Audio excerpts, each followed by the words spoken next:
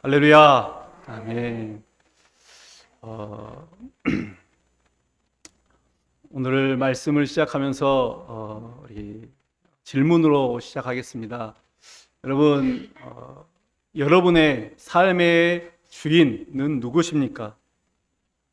설교 제목이죠. 당신의 삶의 주인은 누구입니까?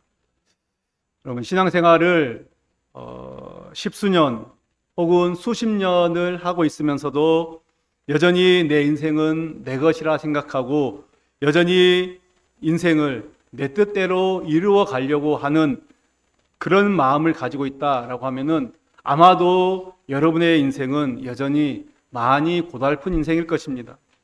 그러나 여러분의 인생의 주인이 예수님이라면, 그래서 인생을 내 뜻대로가 아니라 나의 주인이신 예수님의 뜻대로 살려고 하고, 그래서 그분께 우리의 인생, 나의 인생을 맡긴다라고 하면은 앞으로의 인생, 앞으로의 삶은 어려움이 있을 수도 있죠. 고난이 있을 수도 있습니다. 그렇지만은 그 삶은 즐겁고 평강이 넘치는 삶이 될 것입니다. 여러분, 오늘 본문의 이야기는 바로 우리의 인생이 누구인지를 우리로 하여금 생각하고 돌아보게 합니다. 포도원 농부 비유입니다. 오늘 본문에는 먼저 한 사람, 이 포도원 주인이 나옵니다. 오늘 이 9절에 보면은 포도원 주인이라는 단어가 나옵니다. 여러분, 여기에서 나오는 주인이라는 이 주인이라고 번역된 단어의 원어인 헬라어는 키리오스라고 그렇게 부르는데요. 이 성경에서는 이 예수님을 주라고 부를 때 다 이 단어를 사용했습니다. 그러니까 베드로가 주님을 처음 만났을 때 주여 나를 떠나소서 나는 죄인입니다. 주, 이 모든 것들이 다 이 키리오스라는 단어를 사용했습니다. 그래서 우리가 부르는 주님, 우리도 주님이라고 부르죠. 주님이라는 말은 주인님이라는 그런 뜻을 가지고 있다라는 것이죠. 우리는 지금도 예수님을 주님, 그리고 그러니까 주인님이라고 부르지만 오늘 포도원 농부처럼 여전히 주인이 보낸 그 종들의 말을 무시하고 있지는 않는지, 심지어는 그 주인의 말조차도 듣지 않고 주인을 주인으로 여기지 않고 내가 바라는 것들을 이루게 해주는 종처럼, 오히려 주인을 종처럼 여기고 있지는 않는지 오늘 우리들을 한번 돌아보기를 원합니다. 오늘 비유는 이제 시작을 보면 포도원을 만들어 놓고 농부들에게 그것을 맡기고 멀리 떠나간 주인과 또 그 포도원을 맡아서 열심히 농사를 지어야 됨에도 불구하고 오히려 그 포도원을 차지하려고 하는 그 악한 생각을 품고 그 악한 생각을 실행까지 하는 그 농부들 사이에서 벌어지는 비극적인 이야기입니다. 그러니까 포도원 주인과 품꾼, 농부들 사이의 이야기인 것이죠. 그런데 참으로 안타까운 것은 이 비유의 이야기가 여러분 당시에 유대인들의 모습이었고 또한 오늘 우리의 모습일 수도 있다라는 것입니다. 1절을 한번 다시 보겠습니다. 예수께서 비유로 그들에게 말씀하시되 한 사람이 포도원을 만들어 산울타리로 두르고 집 짜는 틀을 만들고 망대를 지어서 농부들에게 세로 주고 타국에 갔더니 라고 말합니다. 여러분, 예수님 당시에는 실제로 이 비유의 상황들이, 1절과 같은 이 비유의 상황들이 존재했다고 알려지고 있습니다. 그러니까 그 지역, 갈릴리 지방이나 요르단 계곡 이런 곳에는 이제 그 땅 사람이 아닌 다른 이방 사람의 주인인 그 포도원, 그러니까 외국 사람들이죠. 이를테면 외국 사람이 주인들인 그 포도원이 들어 있었다라고 그렇게 전해지고 있습니다. 그리고 이곳에서 이 포도원 주인하고 포도원을 경작하는 농부들 사이에는 오늘 이 비유에서 나오는 것과 같은 상황이 들어 발생한 것이죠. 그래서 지금 유대인들은 이야기를 들으면서 이 이야기가 결코 낯선 이야기가 아닙니다. 그들 사이에서 이미 이루어지고 있는 그런 이야기였던 것입니다. 저희 집도 이제 아버지가 할아버지께 물려받은 논이 있었습니다. 근데 이제 문제는 그 논이 이제 자그마한 데 있으면 한 마지기 정도밖에 되지 않았는데 그 논이 우리 마을에 있는 게 아니라 이제 한 버스를 타고 한 30분 정도 가야 되는 다른 마을에 있었습니다. 저도 어릴 때 그 마을에 가서 이제 농사를 지을 때 몇 번 따라간 적이 있었던 것 같습니다. 그런데 이제 아버지께서 계속 농사 지을 때마다 왔다 갔다 해야 되니까 그냥 그것을 농사 짓는 것을 포기하고 그냥 그 주변에 있는 다른 논을 가지고 있는 분들에게 그냥 지어 먹으라고 그렇게 주었습니다. 그랬더니 이제 그분들이 나중에 가을에 이제 추수가 끝나고 나서 이 쌀을 한두 가마니 정도를 보내왔던 그런 기억이 있습니다. 이게 이런 경우다라고 우리가 생각할 수가 있습니다. 그렇다면 오늘 본문에서 말하는 이 포도원이 무엇을 말하는 것입니까? 이 포도원은 바로 이스라엘, 그 이스라엘을 의미하는 것입니다. 그렇다면 포도원 주인은 말할 것도 없이 누구입니까? 하나님이죠. 하나님을 의미하는 것이고, 포도원 농부들은 당시에 유대교 지도자들, 더 나아가서는 유대인들이겠죠. 그 유대 사람들을 의미하는 것입니다. 그리고 오늘 우리가 계속해서 읽었듯이 마지막에 나오는 이 주인의 상속자, 외아들은 바로 예수님, 당연히 예수님을 의미하는 것이 됩니다. 자, 그렇다면 이것들을 생각해 두시고 한번 다시 보시면은, 우리가 아까 읽었던 1절을 다시 보시면은, 농부는 최선을 다해서 이 포도원을 정비하고 있습니다. 산울타리로 두르고, 그죠? 즙자는 틀을 만들고 망대를 지었다. 그래서 다른 짐승이나 다른 사람들이 함부로 이 포도원을 넘어와서 망가뜨리지 못하도록 하고 있습니다. 주인은 자신이 할 수 있는 최선으로 이 포도원을 만들고 나서 농부들에게 세를 주고 이제 갔습니다. 모르긴 합니다만 5대5로 나누자, 아니면 예를 들어서 7대3으로 나누자, 이런 식으로 어느 정도 이제 나눈 그런 계약을 했을 것입니다. 그리고 드디어 이제 포도 수확할 계절이 되었습니다. 포도 수확할 때가 이르러서 주인은 당연히 자기 종을 보내서 이제 그 농부들로부터 그 소출에 얼마라도 계약한 것이 있었기 때문에 그것을 받으려고 했던 것입니다. 그런데 문제가 무엇입니까? 이 포도원을 경작했던 농부들은 이미 딴 마음을 품고 있었던 것입니다. 우리 2절과 3절을 한번 볼까요? 때가 이르매 농부들에게 포도원 소출 얼마를 받으려고 한 종을 보내니 그들이 종을 잡아 심히 때리고 거저 보내었거늘, 이렇게 말하고 있습니다.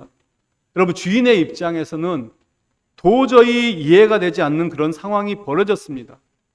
분명 약속한 때가 되어서 농부들에게 포도원 소출을 얼마라도 받으려고 한 종을 보냈더니 그들이 어떻게 했습니까? 그 종을 잡아서 심히 때리고 거저 보냈습니다. 그들은 주인이 보낸 종들에게 소출의 얼마를 분명히 주어야 되는데 처음에는 때리고 거저 보내더니 나중에는 어떻게 합니까? 급기야 나중에는 그 종 중에 일부를 죽이기까지 합니다. 오늘 말씀을 쭉 보시면은 최소한 주인이 종을 3번, 4번 정도를 종들을 보낸 것을 볼 수가 있습니다. 그런데 놀라운 것은 이렇게 계약을 이행하지 않고 오히려 주인의 권위에 도전하는 그 농부들을 주인은 그냥 바로 내쫓지 않았다라는 것입니다. 분명히 농부들은 계약을 위반했습니다. 심지어는 그 보낸 종들을 죽이기까지 했은, 그래서 종들까지 죽는 커다란 불상사가 일어났죠. 그럼에도 불구하고 주인은 다시 한번 이 농부들에게 돌이킬 수 있는 기회를 주기 위해서 인내하고 계속해서 다른 종들을 여러 차례 보내는 것을 보게 됩니다. 한 번이 아니죠. 아까 말씀드렸듯이 3번, 4번 이상의 종들을 계속해서 보냅니다. 그러나 안타깝게도 그 농부들의 그 패역한 모습은 변하지 않습니다. 아니, 오히려 더 심해지죠. 결국에는 살인까지 저지르는 극악한 그런 일을 저지릅니다. 여러분, 이쯤 되면은 주인에게는 이제는 단호한 해결책이 나와야 됩니다. 그런데 이 상황에서 포도원 주인은 그 징벌을 택하는 대신에 징벌을 택하는 것이 아니라 오히려 관용의 방법을 통해서 이 사태를 수습하고 해결하려고 하는 그런 어떤 놀라운 인내를 보이고 있습니다. 그러면서도 변하지 않는 농부들을 보면서 주인은 최후의 방법을 씁니다. 무엇입니까? 6절을 보십시오. 6절을 보면은 어떻게 말하고 있습니까? 이제 한 사람이 남아있으니 곧 그가 사랑하는 아들이라 최후로 이를 보내며 이르되 내 아들은 존대하리라 하였더니 이렇게 말하고 있습니다. 자기 하나밖에 없는 상속자 그 아들을 보내는 것입니다. 주인이 생각하겠죠. 주인은 생각하기를 비록 저들이 내 종들은 때리고 내 종들은 능욕하고 내 종들은 멸시하고 내 종들은 죽이기까지 했지만은 나의 아들만큼은 존대하리라. 나의 아들만큼은 그래도 대우해 주겠지. 그런 생각을 가지고 아들을 보낸 것입니다. 그런데 결과를 보십시오. 참담합니다. 농부들은 그 아들마저도 죽여버린 것입니다. 7절 8절을 보면은 그 농부들이 서로 말하되 이는 상속자니 자 죽이자 그러면 그 유산이 우리 것이 되리라 하고 이에 잡아 죽여 포도원 밖에 내던졌느니라. 여러분, 이 포도원 농부들이 얼마나 악하고 얼마나 어리석은지 모릅니다. 실제로 예수님 당시에는 이 포도원을 가지고 있던 주인이, 그래서 포도원뿐만 아니겠죠, 다른 땅을 가지고 있는 주인이 전쟁이나 혹은 이제 병들거나 다른 이유들로 인해서 상속자가 없이 죽는 경우가 더러 있었다라고 합니다. 그러면 이제 그 땅을 누가 관리할 사람이 없어지는 것입니다. 그러면 이제 그냥 땅이 내버려지겠죠. 버려두게 된 땅 일정한 기간이 지나고 나면은 어느 누구라도 와서 그 땅의 소유를 주장할 수 있었다라고, 그렇게 실제로 그런 일이 있었다라고 합니다. 따라서 지금 농부들은 그 주인이 보낸 하나밖에 없는 아들, 이 아들을 죽이면은 그 하나밖에 없는 상속자가 죽게 되면은 이제 이 땅이 우리의 것이 되지 않겠느냐, 그런 악하고 그런 심히 극악한 생각을 가지고 있었습니다. 그래서 자기들이 그 포도원을 가질 수 있겠다, 그런 생각을 하게 된 것이죠. 그런데 여러분, 이 주인이 버젓이 살아있는데 그게 뜻대로 되겠습니까? 농부들은 악할 뿐 아니라 어리석기까지 한 것을 보게 됩니다. 예수님은 이 비유를 통해서 우리에게 하고 싶으신 말이 있습니다. 당시에 하나님의 백성들, 택한 선민이라고 불리는 유대인들과 또 종교 지도자들, 더 나아가서 오늘 우리의 모습들이 얼마나 패역하고 얼마나 악한 모습으로 살아가고 있는지 지금 예수님은 그것을 폭로하고 있습니다. 그것을 고발하고 있다라는 것입니다. 오늘 포도원 주인이 보낸 종들은 누구입니까? 우리 종들을 누구라고 생각할 수 있습니까? 그는 하나님께서 자기 백성들을 가르치라고, 자기 백성들에게 말씀하라고, 그들을 옳은 길로 인도하라고 보낸 하나님의 선지자들이다라고 말할 수 있습니다. 우리가 실제로 구약 성경을 보게 되면은 하나님이 얼마나 많은 선지자들을 그 땅에 보내셨는지 모릅니다. 이스라엘이 아직 나라로 세워지기, 건국이 되기 이전에 그 모세를 필두로 해서, 물론 이제 아브라함도 선지자다라고 그런 말씀이 있습니다만은 아브라함은 그냥 개인 부족이기 때문에 그렇다 치더라도 이제 이 모세, 한 어느 정도의 민족을 이룬 모세를 시작으로 해서 정말 왕정 시대를 지나면서까지 이루 말할 수 없는 많은 선지자들이 하나님의 말씀을 전하고 있었습니다. 그러나 그들은 그 선지자들의 말을 듣지 않았습니다. 마음에 찔림이 있죠. 마음에 부담은 있었습니다. 그런 것도 느낄지 모르지만은 결국에는 그 하나님이 보낸 선지자들의 말을 듣지 않고 오히려 그 말이 부담스럽고 그 말을 회피하게 되고 나중에는 이제 그 말을 듣는 것이 한두 번 듣는 것이 이제 지겹고 그게 부담스러우니까 그 보낸 선지자들을 죽이는 일까지 벌어진 것입니다.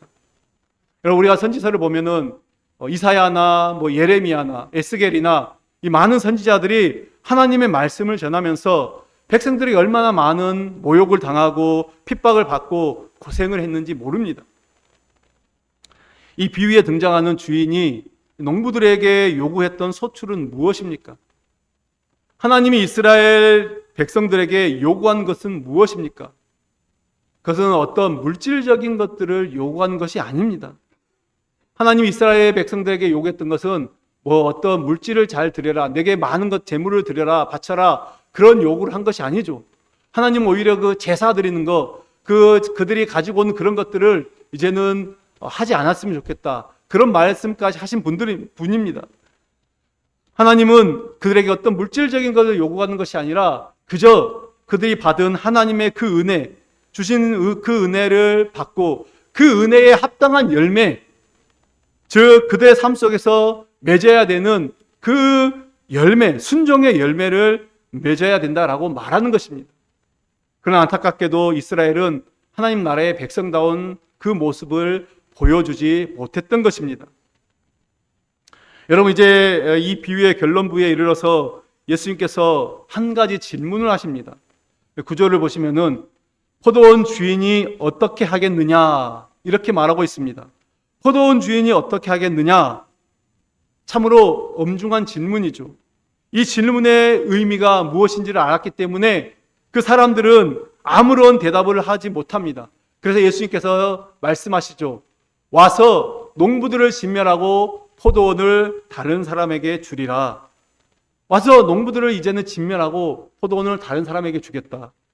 지금까지는 이 포도원 주인이 이해하기 어려울 정도, 쉽게 납득하기 어려울 정도로의 그 인내와 관용을 보였지만은 이제 자기 아들까지 죽인 이 마지막 기회를 거부한 그 농부들, 이제는 심판하겠다. 그들을 진멸해버리고 포도원을 다른 사람에게 주겠다라고 말씀하십니다.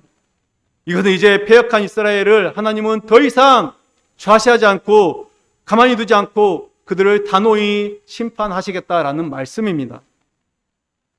여러분, 그래서 이스라엘이 어떻게 됐습니까?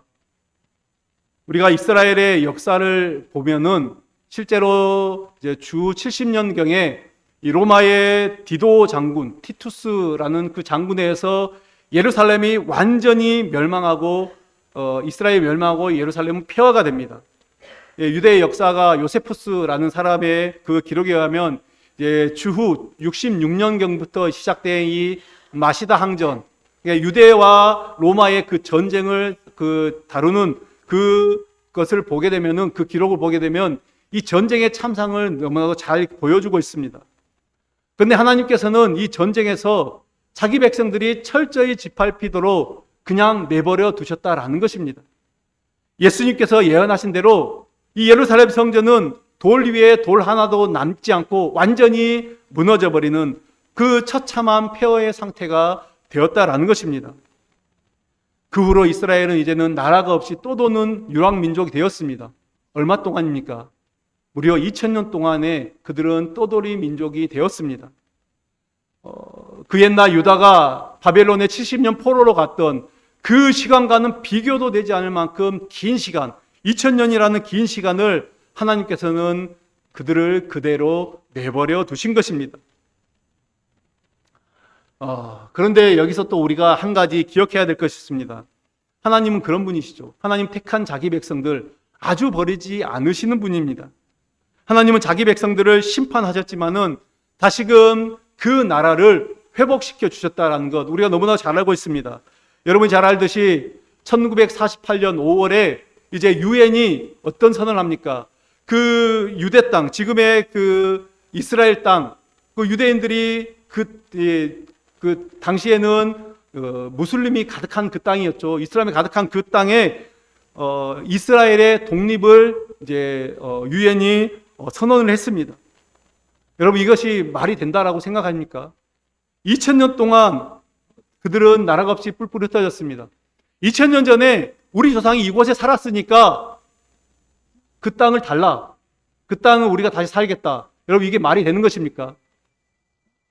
예를 들어서 우리가 이제 우리나라의 그 역사, 과거의 역사를 쭉 보면은 이 발해나 고구려가 영토가 지금의 중국 땅까지 가 있지 않습니까? 그러면은 우리가 가서 이제 중국에게 예전에 우리가 이 고구려 땅, 우리 땅이었으니까 이 땅 우리 다시 우리 대한민국에 주십시오. 주라. 이렇게 하면 중국이 어떻게 나올까요? 그 전쟁하자는 거 아닙니까? 그런데 그 말이 되지도 않는 그 상황이 지금 일어났던 것입니다. 이 역시 하나님께서 하신 일이다라고 믿습니다. 그런데 여러분, 이스라엘도 대단합니다. 이스라엘도 나라가 없이 떠돌아다니면서 전 세계 흩어져 떠돌아다닌 그 민족이 2000년이나 지났음에도 불구하고 그 민족이 뿌리를 유지하고 생명력을 유지한다는 것 거의 불가능합니다. 그런데 그들은 자신의 민족성을 잃어버리지 않고 살았습니다. 그리고 다시 나라가 독립이 될 때 그 땅에 모여서 그 나라를 이루고 살았습니다. 여러분, 저는 이 역시 하나님께서 하셨다라고 말할 수밖에 없습니다. 여러분, 이것이 바로 오늘 우리에게 약속하시고 우리의 삶을 인도하시는 하나님의 방법인 줄 믿습니다. 또한 그 하나님께서 저와 여러분의 인생도 책임지시고 또 인도하시는 줄로 믿습니다. 할렐루야. 이제 오늘 이 예수님께서는 이 비유의 말미에 이 비유를 드신 이유를 말씀하고 있습니다. 우리 10절, 11절을 보겠습니다. 너희가 성경에 건축자들이 버린 돌이 모퉁이의 머릿돌이 되었나니 이것은 주로 말미암아 된 것이요 우리 눈에 놀랍도다 함을 읽어보지 못하였느냐 하시니라. 예수님께서 이 비유를 드신 이유, 그것은 바로 예수님 자신이 그 포도원 주인의 아들로서 농부들에게 죽임을 당하게 될 것이다. 그 죽임을 당할 것을 미리 예표하시는 것입니다. 또한 예수님께서는 자신의 그 죽음을 통해서 결코 하나님께서는 자기 백성을 포기하지 않으시고 끝까지 회복하신다. 그 하나님의 그 약속이 이루어질 것임을 말씀하고 있는 것입니다. 예수님의 이 말씀, 오늘 10절, 11절의 말씀은 시편 118편의 말씀을 인용한 것입니다. 여기에 여러 또 복잡한 설명들은 좀 뒤로 하고, 예수님은 유대 종교 지도자들과 또 백성들마저도 예수님을 부정하고 예수님을 거역하고 예수님을 멸시하고 결국에는 그 예수님을 십자가에 못 박혀 죽게 했지만 하나님께서는 그 예수님을 그대로 두지 않으시고 그 예수님을 통해서 세상의 열방의 나라들, 그 모든 나라들이 구원을 입게 하는 하나님 나라의 그 기초석으로 사용하셨다라는 것입니다. 다시 말하면 하나님께서는 사람들이 배격하고 사람들이 버린 그 예수님을 통해서 인류 구원의 일을 이루셨고 하나님 나라의 기초석, 기초돌로 삼으셨다라는 것입니다. 예수님은 사람들에게 철저히 버림받았죠. 모든 사람들에게, 거의 모든 사람들에게 버림받았습니다. 심지어는 3년 동안 동고동락하며 예수님을 따랐던 그 제자들마저도 예수님을 다 버리고 떠났습니다. 어쩌면 여러분, 예수님께서 지금 우리가 당하고 있는 모든 어떤 살면서 당하는 멸시와 천대와 고난, 그 치욕보다도 더 치욕과 멸시를 당했던 예수님, 그 예수님을 통해서 오늘 우리는 이 자리에 있는 줄 믿습니다. 따라서 우리가 이 말씀을 보면서 우리에게 놀라운 구원의 은총을 베풀어 주신 그 예수님의 그 귀하신 은혜를 깨달아야 할 것입니다. 그런데 문제가 무엇입니까? 우리가 그 은혜를 입고 살면서도 여전히 이 포도원 농부처럼 여전히 세상의 욕심 때문에 하나님이 보내신 그 종들의 말을 듣지 않고 심지어는 예수님까지 배반하는 모습이 우리의 모습이다라는 것입니다. 물론 여러분들, 우리는 스스로가 나는 그 농부들과 같지 않다, 난 오늘 본문에 나온 농부들과 같지 않다라고 말할지도 모르겠습니다. 여러분, 그러면 다시 묻겠습니다. 여러분 정말로 예수 그리스도를 여러분의 삶의 주인으로 인정하고 받아들이십니까? 우리는 하나님의 은혜와 주 예수 그리스도의 사랑으로 이제 죄사함의 은총을 받아서 하나님의 자녀가 되었습니다. 그럼에도 불구하고 여전히 우리를 구원해 주신 그 주님의 뜻을 따르기보다는, 내 삶의 진짜 주인이신 그 주님의 뜻을 이루며 살아가기보다는 여전히 오늘도 내 뜻대로, 오늘도 내 생각대로, 오늘도 내 욕심대로, 오늘도 내 마음대로 살아가고 있지 않는지 여러분, 우리를 돌아보아야 될 것입니다. 다시 말하면 아직도 바꾸지 못한 그 인생의 주인, 이제는 그 인생의 주인을 바꿔야 된다라는 것입니다. 여러분, 우리의 신앙이 성숙하고 신앙이 자란다라는 것은 무슨 의미입니까? 무엇입니까? 단순히 신앙생활 오래 했다고, 단순히 교회 다니는 횟수가 오래됐다고 우리의 신앙이 저절로 성장하고 성숙하는 것은 아닙니다. 신앙의 성숙과 성장은 결국에는 내 삶의 주인을 계속해서 바꿔가는 것입니다. 내 삶의 주인이 완전히 바뀌는 그날, 물론 그렇게 될 수가 있을까요? 온전한 성화가 일어나겠죠. 그래서 우리는 계속해서 내 인생의 삶의 주인을 주님으로 예수 그리스도로 바꿔가는 것입니다. 그래서 모든 상황과 모든 환경 속에서 과연 예수님이라면 어떻게 하실까 그걸 생각하며 모든 것들을 예수님의 눈으로 보게 되는 것, 그것이 우리에게 필요하다라는 것입니다. 여러분, 오늘 본문 속에 등장하는 종들을 보십시오. 사실 종은 주인에게 묶여있는 사람들입니다. 내 마음대로 살 수 없다라는 것이죠. 그게 종의 운명입니다. 내가 마음대로 아무리 하고 싶어도, 내가 아무리 가고 싶어도 주인이 하지 말라 하면, 주인이 가지 말라 하면은 할 수가 없습니다. 갈 수가 없습니다. 또 내가 가고 싶지 않아도 주인이 가라 하면은 가야 됩니다. 그게 바로 종의 삶입니다. 오늘 종들은 앞서 갔던 종들, 이제 여러 차례의 종들을 보냈습니다. 그 처음 갔던 종이 돌아온, 나중에 보낸 방을 가던 종들은 처음 갔던 종들이 어떠한 모습으로 돌아왔는지를 보았습니다. 매를 맞고 능욕을 당하고 수치를 당하고 이 모든 것들을 다 보았습니다. 이야기를 다 들었죠. 그런데 주인이 이번에는 나보고 가라는 것입니다. 그 죽음의 자리로 가라는 거예요. 여러분 같으면 어떻게 하겠습니까? 그곳에 가면 매를 맞고 능욕을 받고 그곳에 가면 죽을지도 모르는데 여러분, 그 종들은 갔습니다. 왜요? 종이기 때문에 값을 주고 산 주인의 뜻에 따르는 것이 종의 의무이기 때문에 그들은 그 자리로 갔다라는 것입니다. 여러분, 우리는 예수 그리스도의 종입니다. 예수 그리스도께서 우리를 피로 값주고 사셨습니다. 그러면 이제 우리는 주님이 가라 하시는 곳, 주님이 하라 하시는 곳, 우리가 해야 할 일은 당연히 주인이 시키는 그 주인의 뜻에 순종하는 것입니다. 여러분, 오늘 이것을 우리 마음속에 깊이 새기는 주님의 자녀들 되기를 바라겠습니다. 말씀을 맺겠습니다. 사랑하는 성도 여러분, 주님께서 우리의 삶의 주인, 나의 삶의 주인이다라는 것을 진정으로 여러분들이 믿고 그것들을 고백하신다면 이제 정말로 그분의 뜻이, 우리 주님의 뜻이 무엇인지를 구하며 사시기를 바라겠습니다. 종은 주인의 뜻대로 살 때 가장 자유로운 것입니다. 종이 내 마음대로 살아갈 때 자유로운 것이 아니라 주인의 뜻대로 살아갈 때, 그것이 종에게는 가장 자유로운 것입니다. 주인의 뜻대로 살아갈 때 우리의 마음이 자유할 뿐만 아니라 또한 어쩌면은 강팍하고 사납고 거칠어졌던 그 마음까지도 누그러질 것입니다. 오늘도 주님은 우리의 삶이 그저 이 땅의 삶으로 끝나는 것이 아니라 영원한 천국을 바라보며 살기를 원하신다. 우리가 이 사실을 기억해야 됩니다. 이 땅의 일들 때문에 우리의 마음을 뺏기지 않고 또 이 땅의 것들에 마음을 두지 않고 영원한 하나님 나라를 바라보며 우리의 마음의 중심을 잘 잡으시기를 간절히 바랍니다.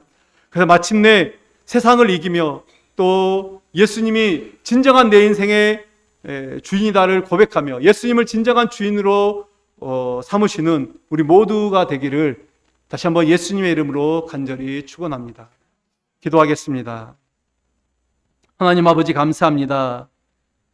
내 인생의 주인, 우리의 인생의 주인은 예수 그리스도임을 다시 한번 고백하는 귀한 시간 내게 은혜를 주시옵소서. 하나님, 이제껏 내가 내 인생의 주인인 줄 알고 살았습니다. 내 뜻대로, 내 마음대로, 내 생각대로 그것이 하나님의 뜻이라고 생각하며 살았음을 주님 용서하여 주시고, 이제 주께서 가라고 하시면 가고 주께서 멈추라고 하시면 멈추고 주님께서 말씀하시는 그것들을 온전히 순종하며 나아가는 거룩한 주의 자녀들 될 수 있도록 하나님 우리에게 은혜를 베풀어 주시옵소서. 예수님의 이름으로 기도드립니다. 아멘.